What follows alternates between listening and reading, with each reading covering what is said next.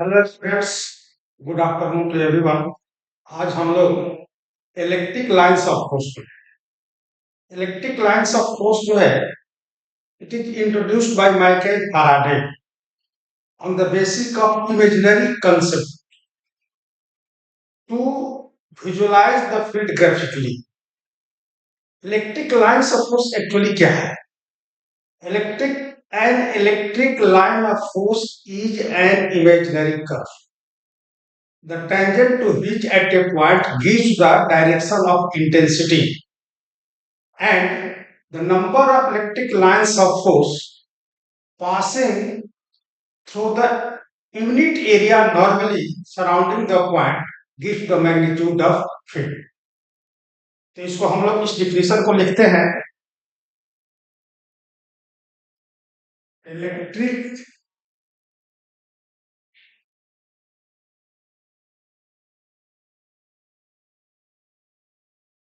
Lines of force, field lines इसको बोलते हैं। ये डिफाइंड होगा an electric line of force is an imaginary curve. Imaginary curve tangent to which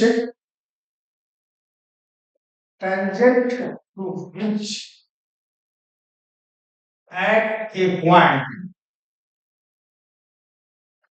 gives the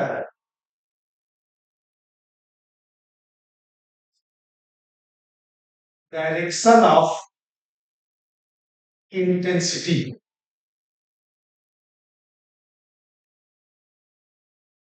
at that point,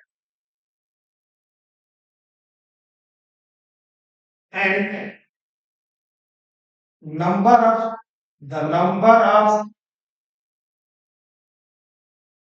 lines of force passing through unit area normally surrounding the point gives the magnitude of intensity at that point.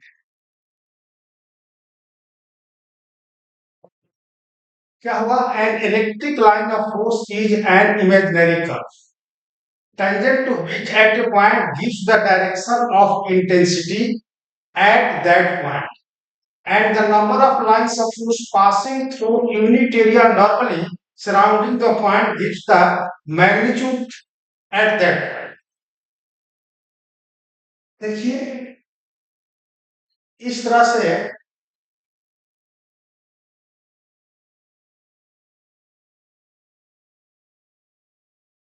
ये इस point पर ये जो direction होगा इसी point पर, इस point पर ये टेंजेंट होगा, यहाँ ये टेंजेंट होगा, इस पॉइंट पर ये टेंजेंट हो जाएगा, यहाँ ये टेंजेंट होगा। तो किसी भी पॉइंट पर जो टेंजेंट होगा वह फील्ड का डायरेक्शन है, और इसके पॉइंट के सराउंडिंग में यूनिट एरिया से जितने numbers of lines of force normally pass करेंगे, that gives the magnitude of intensity. तो regarding the electric lines of force, following point be noted. It is worth noting that regarding the electric lines of force, it is worth noting that 12 वाले students ध्यान रखें, इस पर question पूछता है और बहुत आसान क्वेश्चन होता है। केवल इसको समझने की जरूरत है। डिफिनीशन आप जान गए। डिफिनीशन बहुत सारी चीजों को एक्सप्लेन कर देता है। फिजिक्स के अंतर्गत जितने टर्म्स हैं, जितनी फिजिकल क्वांटिटीज हैं, जितने डिफिनीशंस हैं, जितने लॉज हैं, उस सब का डिफिनीशंस को अगर आप बारीकी से फॉलो कर ले, बहुत सारे क्वेश्चंस का आंसर मिल जाएगा। अब आइए कि हम इलेक्ट्रिक लाइंस को हम उसका डायरेक्शन हमने कर्व जो है उसके किसी पॉइंट पर जो टेंजेंट होगा दैट इज द डायरेक्शन, वह डायरेक्शन बताएं। और यूनिट एरिया से कितने normally lines of force pass करेंगे वह फील्ड का मैग्नीट्यूड बताएं। तो regarding the electric lines of force it is worth noting that point number A, electric line of force जो है वो स्टार्ट होता है पॉजिटिव चार्ज से, usually started from positive charge and it's to infinity into negative charge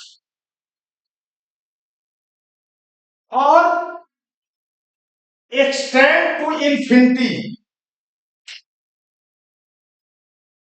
extend to infinity. Electric lines of force usually start from positive charge and into negative charge और extends to infinity. Usually हमने word use किया है usually, usually इसलिए use किया कि जो है in induced field electric lines of force जो होता है क्लोज्ड कर, इसलिए हमने यूजुअली वर्ड्स को यूज किया। इलेक्ट्रोस्टैटिक्स लाइंस ऑफ फोर्स जो है क्लोज्ड कर दी। तो पहला पॉइंट क्या हो गया? पहला पॉइंट हो गया कि starts from positive charge and ends on negative charge और extends to infinity.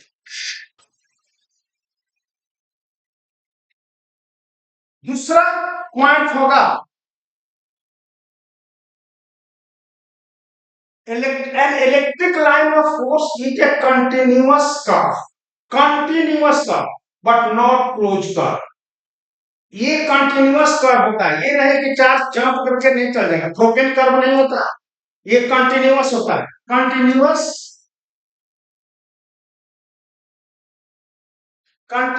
Curve not but not closed curve, but not closed curve. अगर ये कर्व क्लोज हो जाएगा तो work done by this force not equal to zero, equal to zero नहीं होगा। इसलिए closed curve में होता है since electric field is conservative, और ये कंजर्वेटिव में किसी फोर्स द्वारा जो वर्क डन होता है during the round trip is zero, so this line is not closed curve. यानी एक ही पॉजिटिव चार्ज या नेगेटिव चार्ज से न यह निकलेगा और मिलेगा, एक ही चार्ज पर निकलेगा और मिलेगा, एक चार्ज से पॉजिटिव चार्ज से निकलेगा, नेगेटिव चार्ज पर जाकर के मिलेगा। तो ये कंटिन्यूअस कर्व होगा बट नॉट क्लोज्ड कर्व। तीसरा जो इसका प्रॉपर्टी होगा,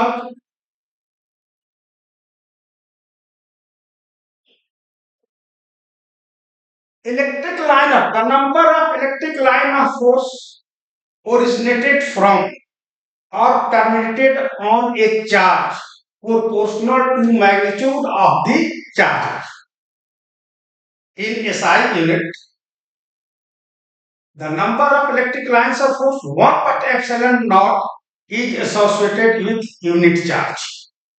यूनिट चार्ज से यानी 1 कूलम चार्ज से 1 बटा में epsilon not lines of force निकलेगा। अगर क्यू चार्ज जो है इनक्लोज है तो इससे जो number of lines of force निकलेगा क्यू बाटे एप्सिलॉन नॉट, जो कि फ्लक्स था। तो हमारा प्रॉपर्टी, दूसरा प्रॉपर्टी क्या हुआ?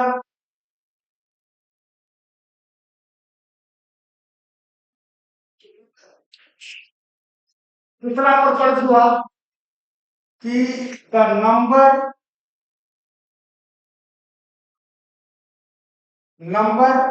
ये तीसरा प्रॉपर्टी ना the number of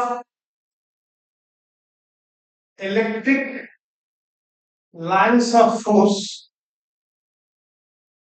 originated from or terminated on charge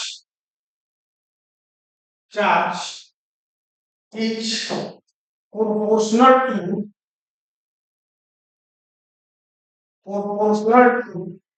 magnitude of charge.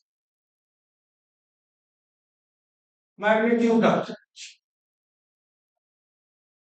in a SI unit, the number of in SI unit 1 bata में epsilon naught 1 bata epsilon naught the number of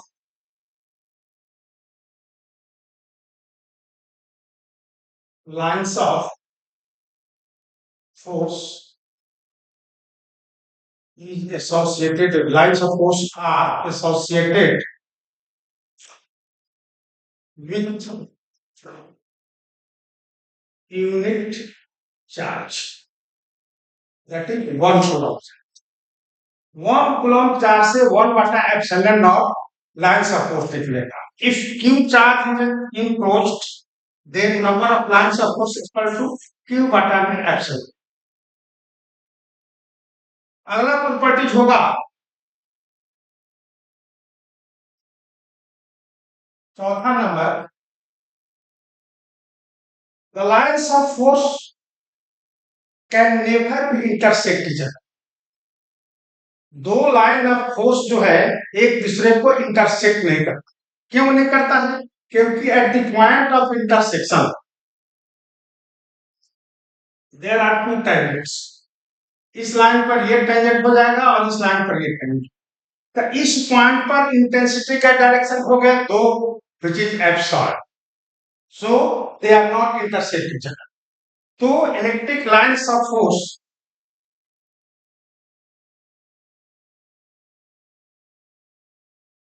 electric lines of force do not intersect each other since at the point of intersection of two lines there will be two tangents along different directions.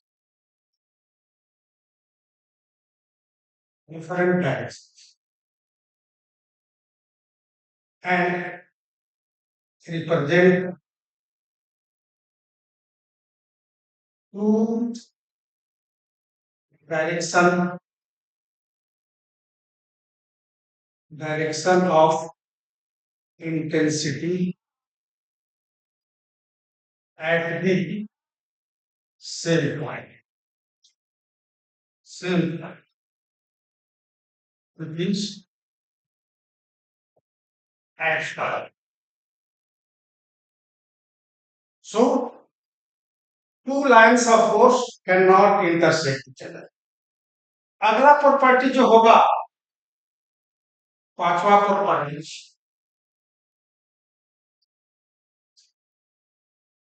Property होगा कि electric lines of force contract longitudinally. पांचवा कहोगे contract longitudinally.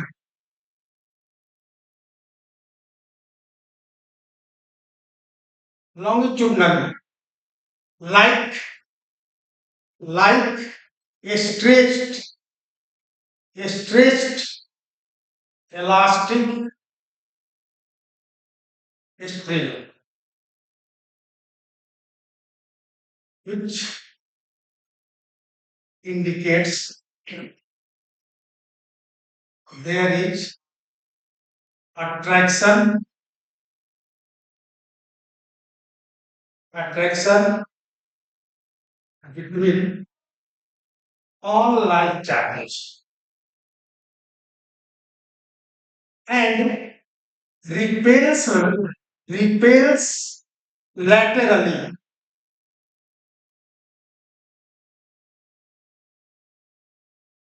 which represents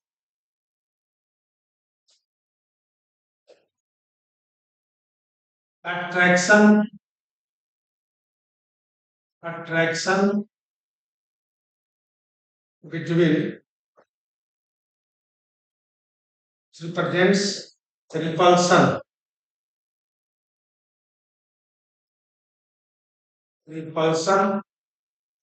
between like charges like charges electric line का force जो होता है that is contract longitudinally contract longitudinally like elastic straight elastic string ये साबित करता है कि दो ऑनलाइन चार्ज के बीच में अट्रैक्शन और रिपेल्स लैटरल। अगर ये कंडक्टिंग बॉडी है तो ये इलेक्ट्रिक लाइंस ऑफ फोर्स ये पास करता है तो एज पर जो है किनारे ये किनारे कर्व हो जाता है इसमें that also gives the edge effect इसको बोलते हैं एज इफेक्ट।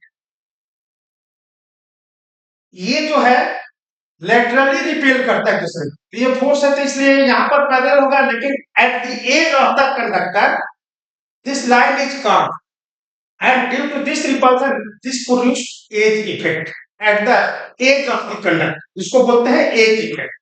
तो laterally repel करता है और longitudinally contract होगा तो डिसिमिलर चार्ज के बीच अट्रैक्शन होता है और सिमिलर चार्ज के बीच में रिपल्सन।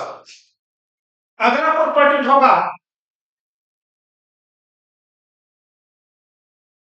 छठा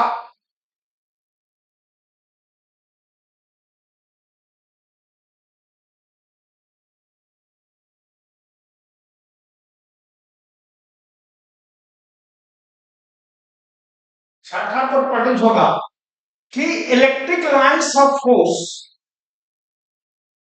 originated or terminated on the conducting body normally यानी emanates or terminates starts or ends on the conducting surface normally।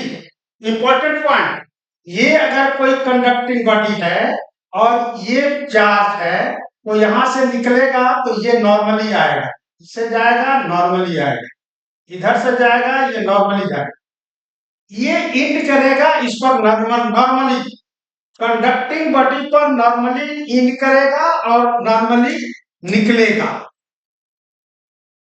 क्योंकि इसका कंपोनेंट इलेक्ट्रिक फील्ड का component along the surface will be zero. अगर ये component along the surface zero नहीं होगा तो charge flow कर जाएगा और कंडक्टिंग बॉडी का सरफेस इक्वी पोटेंशियल नहीं रखता। क्लियर है यानी electric lines of force originated from और terminated to conducting body normally.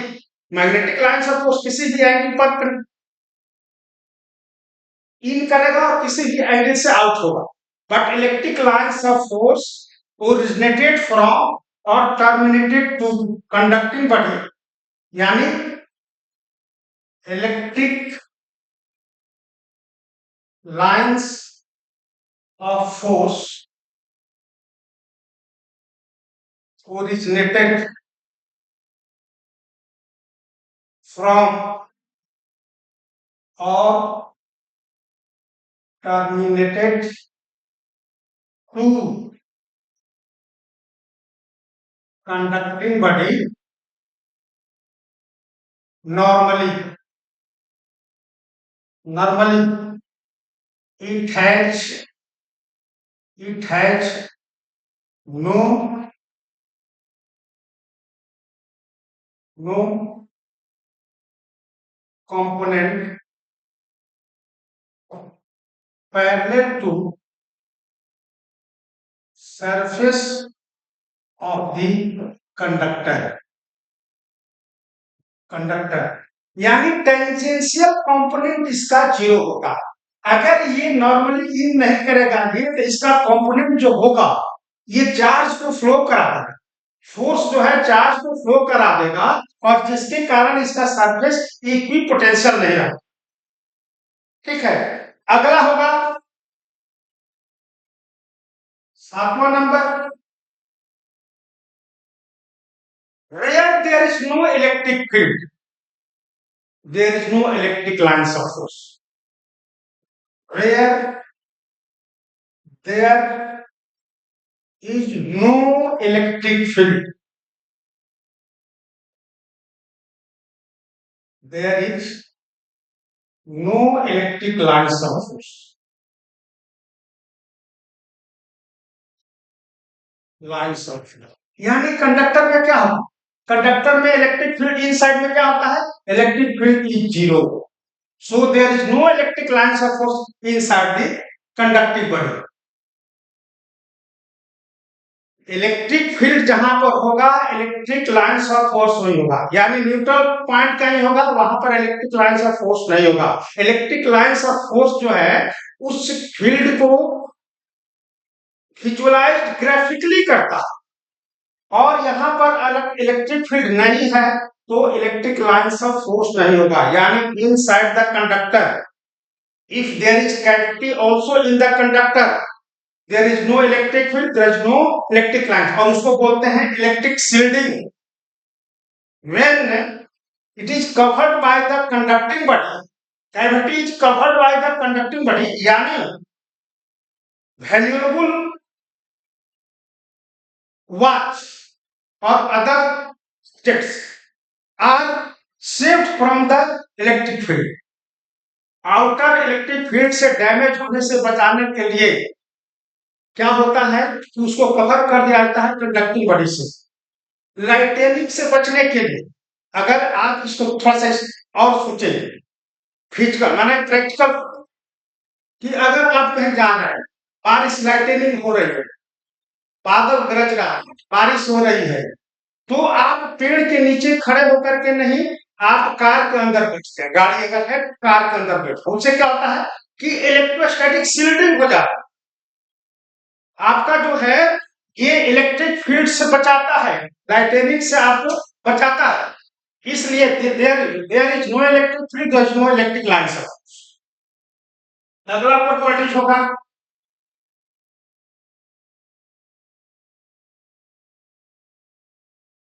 हमने बताया कि the number of lines of force क्या रिप्रेजेंट करता है, passing normally through unit area represents the magnitude of, it means कि अगर electric lines of force densely pass कर रहा क्लोजली हो, ठीक है, तो उस समय क्या उसमें स्ट्रॉन्ग फील्ड रिप्रेजेंट करता है। If number of lines of force, number of force passes passes largely largely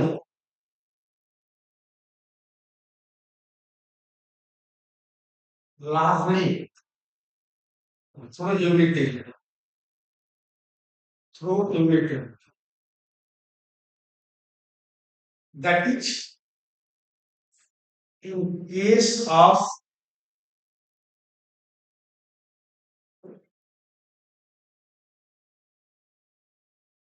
in case of, जितना हम जाते हैं, in case of hills lines strong field को रिप्रेजेंट करें। यानी जितना ही डेंस माने जितना ही लार्ज नंबर यूनिट एरिया से पास करेगा, ठीक है, तो वह स्ट्रॉन्ग फील्ड को रिप्रेजेंट करेगा। और अगर डिस्टेंट लाइंस होगा, यानी रेयर लाइंस पास करेगा, तो ये वीक फील्ड को प्रोड्यूस करेगा, वीक फील्ड को रिप्रेजेंट करेगा।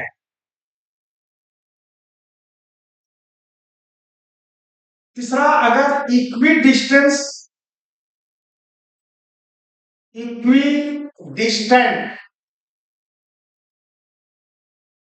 स्ट्रेट लाइन,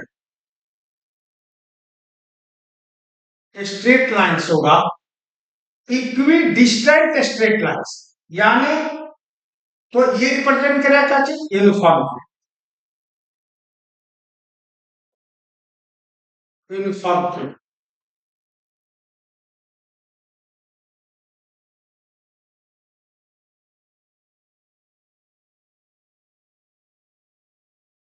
यानी इलेक्ट्रिक जितने यूनिट एरिया से जितने number of electric line suppose ज्यादा पास करेगा उतना ही स्ट्रॉन्ग फील्ड होगा, कम जितना ही पास करेगा वीक फील्ड होगा।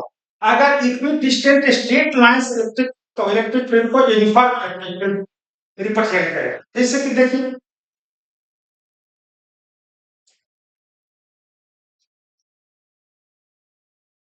एक फील्ड ये है,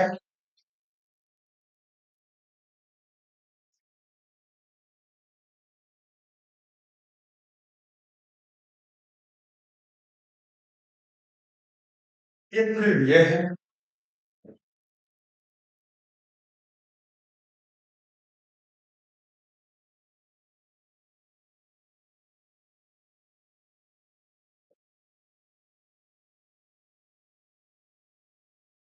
ये है। अब इसमें पूछा जाए कौन सा जो है यूनिफॉर्म इलेक्ट्रिक फील्ड को रिप्रेजेंट कर, तो ये क्या है, स्ट्रेट लाइन है लेकिन इक्वी डिस्टेंट नहीं है। ये जो है हमारा कर्व है, स्ट्रेट लाइन नहीं है, ये भी स्ट्रेट लाइन नहीं है, ये इक्वी डिस्टेंट स्ट्रेट लाइन है, that is the uniform electric, uniform electric. तो हमने क्या समझा, इसमें इंपॉर्टेंट प्रॉपर्टीज है, जहां पर डेंस लाइंस होगा, यानी number of electric lines of force large में अगर पास करता है यूनिट एरिया से नॉर्मली, तो वह स्ट्रॉन्ग फील्ड को रिप्रेजेंट करेगा। अगर electric lines of force rare होगा यानी कम होगा, तो वीक फील्ड को कमजोर करेगा, रिप्रेजेंट करेगा। अगर electric lines of force equidistant and straight line होगा, इक्वल स्पेसिंग हो और स्ट्रेट लाइन हो, then that lines represents the uniform electric field.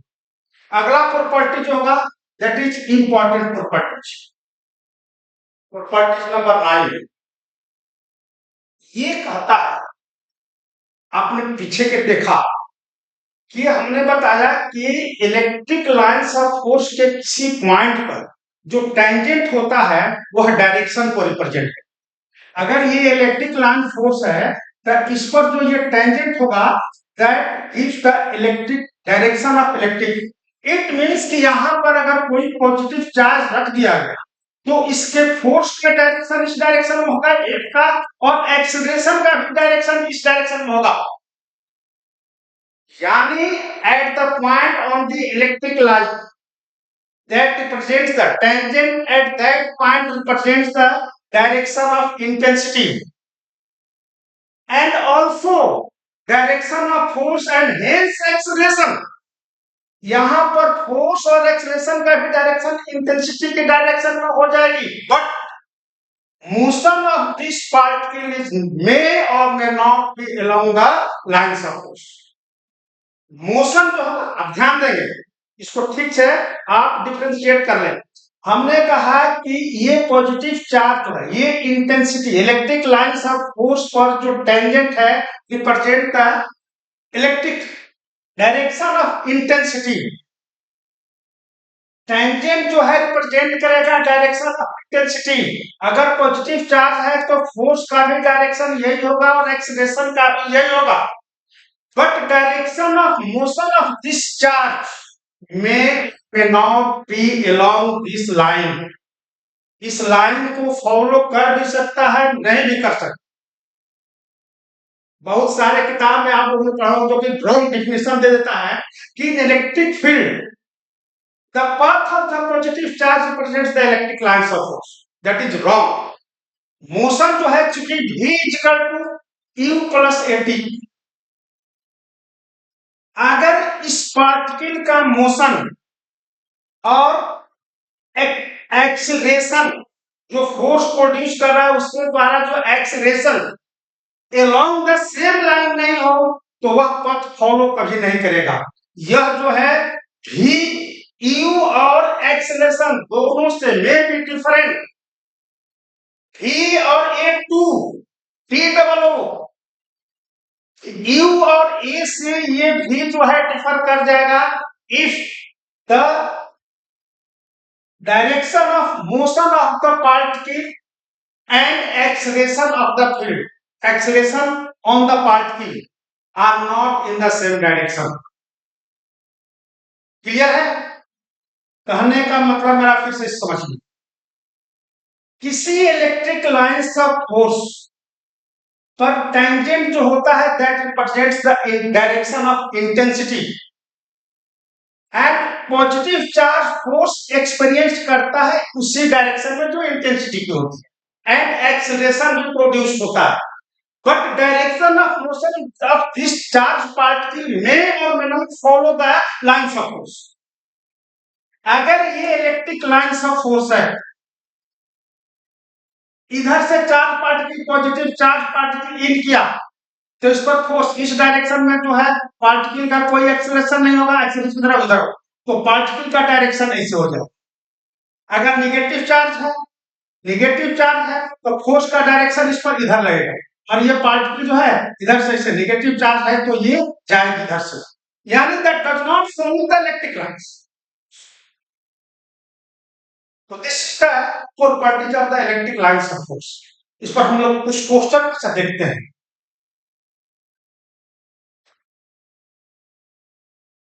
ये देखिए,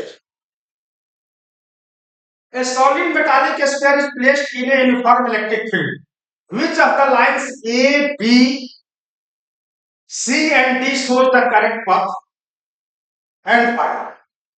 ये A, B, C चार इलेक्ट्रिक लाइंस ऑफ फोर्स है, कौन सा करेक्ट है और क्यों? नंबर ए, ये क्या है? मेटालिक स्फीयर है। हमने क्या बताया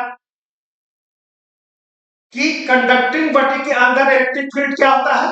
जीरो होता है। So there is where there is no electric field there is no lines of force.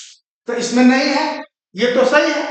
But originating और टर्मिनेटिंग टू नॉर्मली, ये नॉर्मल नहीं है, ये नॉर्मल इस पर नहीं है, नॉट नॉर्मली, इसलिए दैट इज द रॉन्ग।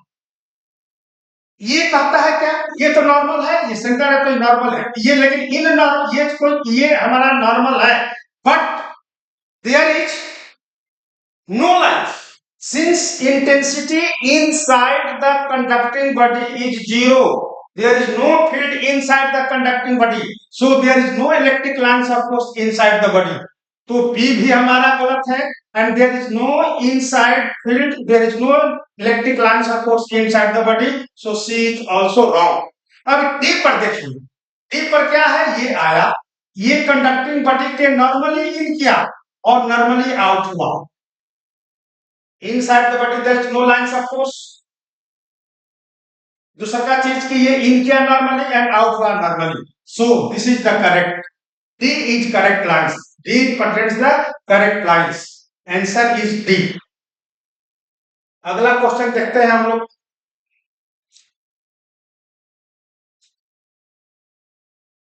ये A metallic slab is introduced between the two plates of a charged parallel capacitor as shown। देखिए दो कंडक्टर वो इसमें कंडक्टिंग स्लग। अब देखिए सपोज कि ये और ये दो कंडक्टर है, इस पर एक चार्ज क्यू है और इस पर माइनस क्यू। हमने बताया था लास्ट क्लास में जो प्रॉब्लम्स बता रहे थे कि चार्ज का डिस्ट्रीब्यूशन कैसे होगा। हमने कहा कि जो चार्ज जो है कंडक्टर पर है तो दोनों का एवरेज क्या होगा, जाएगा, एक्सिस्ट करेगा आउटर पर, और कंजर्वेशन लॉ के अनुसार इनर पर जो रेस्ट बचेगा सो जाए। देखिए इसका और इसका दोनों पर जो है इक्वल चार्जेस है, एक पर प्लस क्यू है माइनस क्यू है, तो दोनों का एवरेज क्या आ जाएगा, क्यू और माइनस क्यू जीरो। तो इसलिए आउटर पर हमारा जीरो हो जाएगा, there is no charge this conductor. इस मींस कि हमारा इनर पर चार्ज आएगा, ये माइनस इनर पर आएगा, ये प्लस। अब यहाँ पर क्यू है इनर पर, यहाँ पर माइनस क्यू है। अब ये कंडक्टिंग स्लग है, तो इंड्यूस चार्ज कितना होगा, Q naught is equal to minus Q one minus one by K क्या तो है डाइलेक्ट्रिक कांस्टेंट, और in electrostatic dielectric constant for the metal is infinity.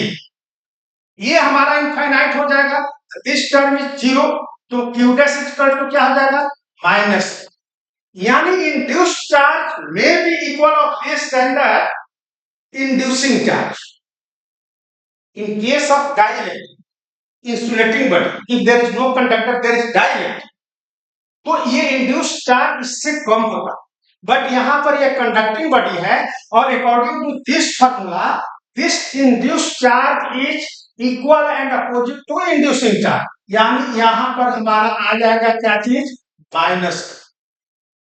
अब inside this conducting body there is no electric field inside the conducting body, तो यहां पर कोई हमारा इलेक्ट्रिक फील्ड जीरो हो जाएगा, कोई लाइंस ऑफ फोर्स नहीं जाएगा, और यहां पर हमारा हो जाएगा positive charge, positive charge, positive charge.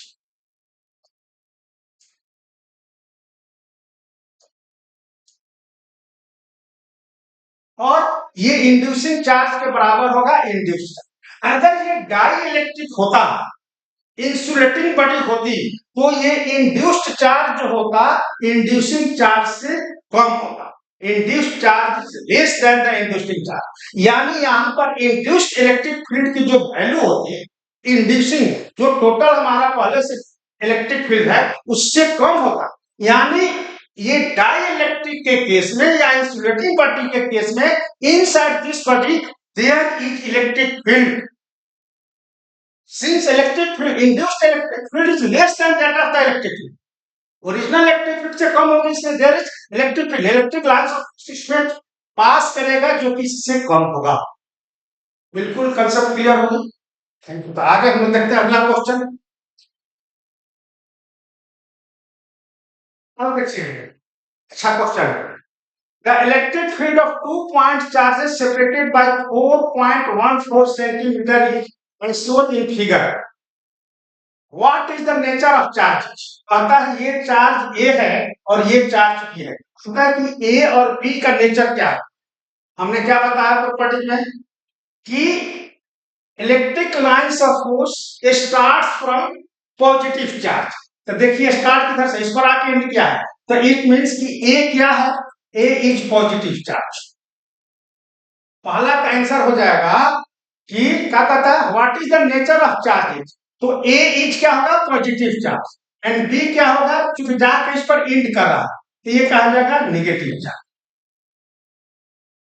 B में क्या कहता है what is the ratio of magnitude of charges, magnitude of charges हमने प्रॉपर्टीज पढ़ाया कि the number of electric lines of force originated from और terminated on the charge proportional to magnitude of charge and number of electric lines of force जो होगा that represents the magnitude of field। तो यहां पर देखिए कितने number 1 2 3 4 5 6 7 8 9 10 11 12 numbers निकले हैं, कितने इनके हैं 6, तो magnitude of Q A, magnitude of Q A का magnitude of Q B that will be equal to कितना, ये हो जाएगा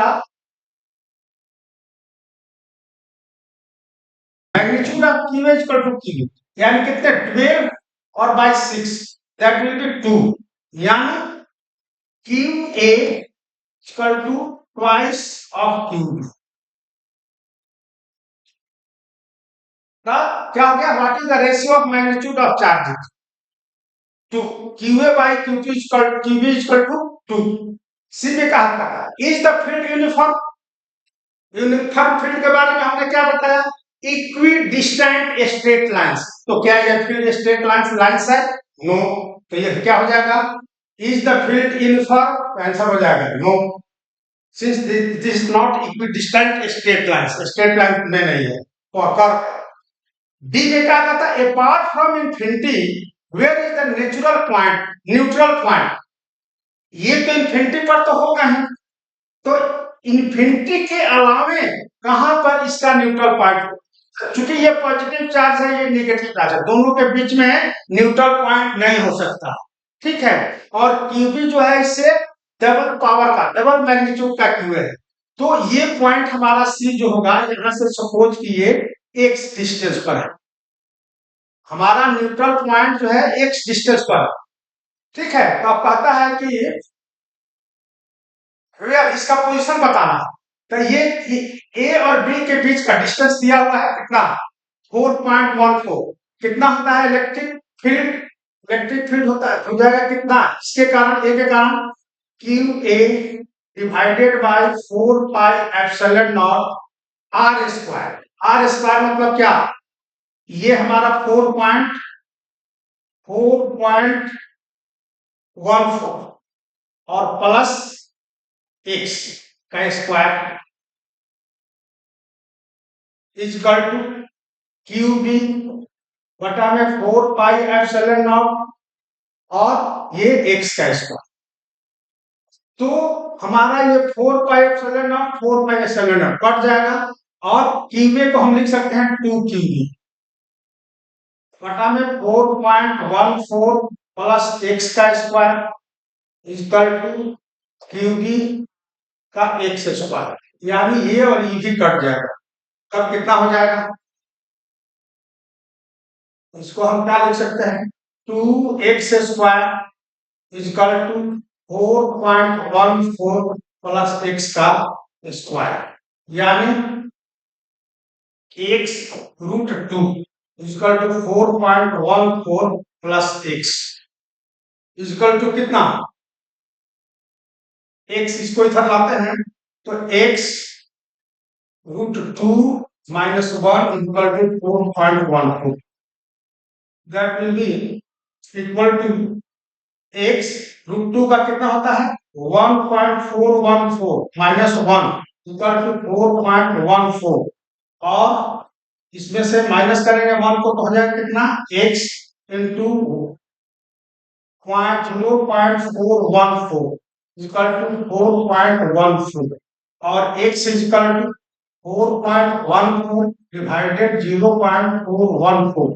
अब इसको अगर हम एक डिजिटल के बाद देंगे तो यहाँ पर 10 हो जाएगा, इसको अगर हटाएंगे 0.414 डिवाइडेड बाय 0.414 और ये हो जाएगा 10, ये कट जाएगा, दैट विल बी सेंटीमीटर में है या मीटर में है, सेंटीमीटर में होगा, centimetre, that will B 10 centimetre.